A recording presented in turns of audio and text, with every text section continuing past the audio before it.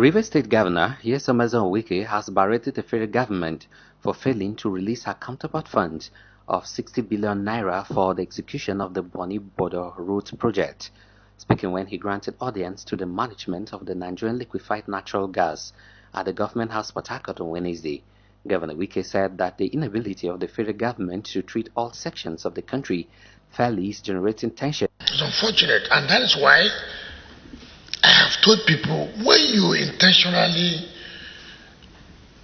allow people to suffer injustice in this country, the country will not know peace. It's important for people to understand that treat everybody as equal.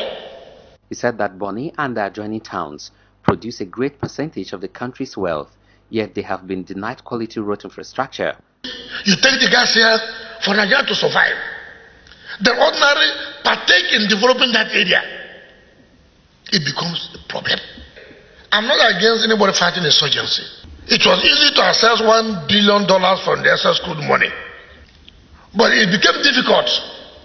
Had to bring 60 billion of their own counterpart funding. So this project can commence and finish on time.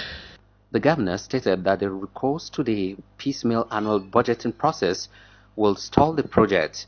He charged the federal government to take funds from the excess crude account to pay her counterpart funds. We are almost 60 billion. Look at it.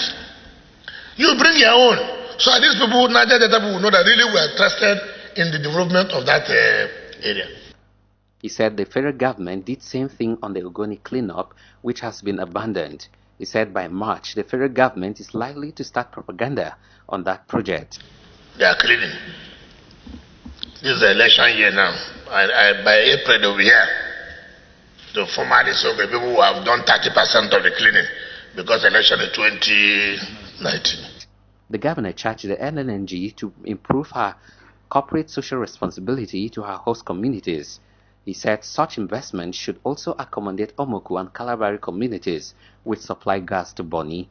Let them have their feeling, even if it is one or two schools, and let them know that, look, yes, even though you may not be directly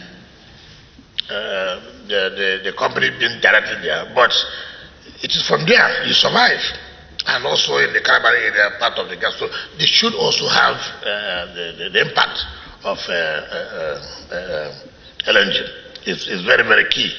He commended the NLNG for the construction of their head office in Port Harcourt, saying that all oil companies should be domiciled in the Niger Delta.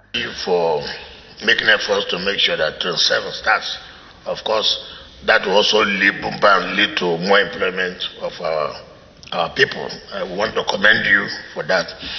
And your head office, I go there, I pass there every time, and you see what we have done by reclaiming that land. In his remarks, the managing director of NLNG, Mr. Tony Atta, informed the Rivers State Governor that the train of the NLNG will become a reality in 2018. Today, we have 6 trains on the island, Your Excellency, delivering about 22 million tons per annum of LNG. And we have been trying to grow that for a long time. Essentially, for more than 10 years, we have been dreaming of what is Train 7. Today, Your Excellency, I want to confirm that that dream is becoming a reality as we are now beginning to work assiduously to take the final investment decision by the end of this year. He said the work on the project will be flagged off by the Rivers State Governor. The managing director informed that work has reached advanced stage on the construction of the headquarters of the NLNG in Port Harcourt. The project has reached an advanced stage. Perhaps you see it when you traverse the city. And for us, that is a testament of our continued support and partnership for the state. And we commit to continue to do that, ensuring that we are in full support and maintain that partnership with the state.